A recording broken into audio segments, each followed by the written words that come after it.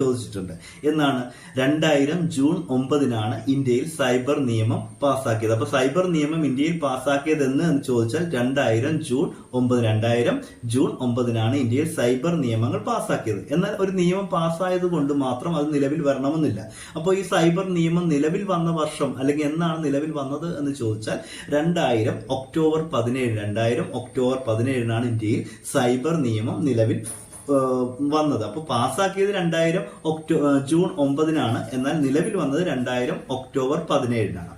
അതുപോലെ IT ആക്ടിലെ ഈ 2000-ലെ ഈ സൈബർ നിയമത്തിലെ ഈ IT ആക്ടിലെ എത്ര ചാപ്റ്റേഴ്സ് ഉണ്ടെന്ന് ചോദിച്ചാൽ 13 ചാപ്റ്റേഴ്സും 94 ഭാഗങ്ങളും 4 പട്ടികകളുമാണ് ഈ IT നിയമത്തിൽ ഉണ്ടായിരുന്നത്. അപ്പോൾ IT ആക്ട് നിലവിൽ വരുമ്പോൾ എത്ര ചാപ്റ്റേഴ്സ് ഉണ്ട്? 13 ചാപ്റ്റേഴ്സ് ഉണ്ട്, 94 ഭാഗങ്ങളുണ്ട്, പട്ടിക 4 എണ്ണമാണ് ഉണ്ടായിരുന്നത്.